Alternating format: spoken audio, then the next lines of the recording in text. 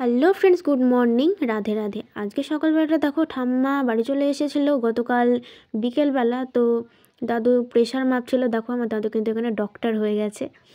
তো নতুন প্রেশার মাপা মেশিন কিনে নিয়ে এসেছে যাতে প্রেশারটা সঠিকভাবে দেখা যায়, কারণ আগের মেশিনটা মানে ঠিকঠাকভাবে কাজ করছিল না। আর ঠাম্মার এত পরিমাণে প্রেশার মানে ডক্টর দেখানোর পর থেকে নামছিলই না। তো 2% কমেছে, মানে কত বললো এখন, যাই হোক 280 ছিল, তার থেকে 2 কমেছে। এই যে এখানে ওটস রান্না করেছে ঠাম্মা, ওটস খাবে।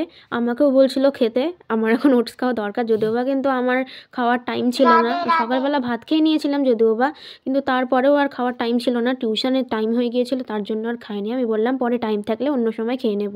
তো তোমরা কারা কারা ওটস খাও বা খেয়েছো অবশ্যই কিন্তু কমেন্ট করো। আমি কিন্তু ওটস কোনো দিন খাইনি, রান্না করেছে এতদিন, একদিনও খাইনি। তো আমি জানিও না কেমন খেতে হয়, যেদিন খাবো সেদিন অবশ্যই তোমাদের বলবো। তো আজকে এনেছিল পাবদা মাছ, আজকে হবে পাবদা মাছের ঝাল। এখানে 4 পিস বড় বড় পাবদা মাছ আছে, আর তার সঙ্গে একটা ছোট আছে, মানে ওটা ফ্রি। তো বেশ বড় বড় কিন্তু পাবদা মাছগুলো, খেতেও বেশ ভালো ছিল। তো আমার বুনুর মজা দেখো, সকালবেলা দোকানে গিয়ে তেঁতুলের আচার, লঙ্কার আচার, তারপর কি কি সব চকলেট ফকলেট কিনে নিয়ে এসেছে। সাত সকালে এসব আচার ফাচার খেতে বসেছে।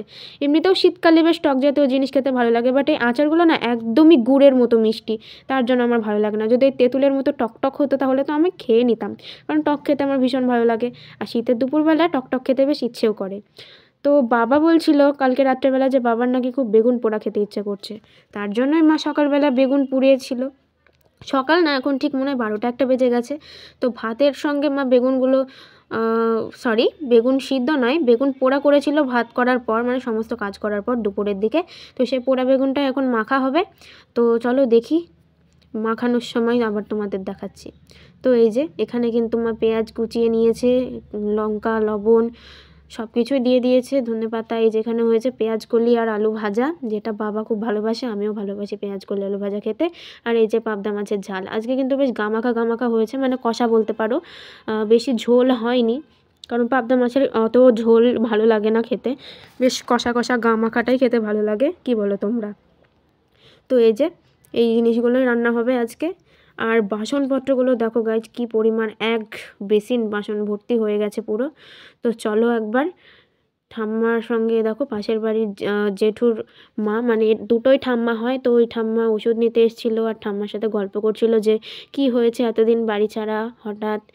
তো তোমরা তো জানো আমার মা চুল দিয়ে জিনিসপত্র নিতে ভালোবাসে, তো আজকেও একজন এসছিল ফেরিওয়ালা জেঠু, তো ওনার কাছ থেকেই মা এই থালাটা নিয়েছে, আবার চুল দিয়ে। মা এত থালা কেনে, এত থালা কেনে যে ঝুড়িতে আর থালা আটে না, তো থালা শেষ পর্যন্ত তুলে রাখতে হয়, এত অবস্থা। মানে আমাদের বাসনপত্র এত পরিমাণে হয়ে গেছে, মা এত পরিমাণে চুল দিয়ে জিনিস কিনেছে যে এখন আর বাসন রাখার জায়গা হচ্ছে না, তাও মা কিনবে, বলে না, মানে যার যেমন নেশা। আমার মা বাসনপত্র দেখলেই কিনে ফেলে। আমার মায়ের মতো কে কে আছো তোমরা অবশ্যই কিন্তু কমেন্ট করে জানিও। আর ভিডিওটি কেমন লাগলো অবশ্যই কিন্তু কমেন্টে জানিও। তো দেখা হচ্ছে কালকের অন্য একটা ভিডিওতে। টাটা।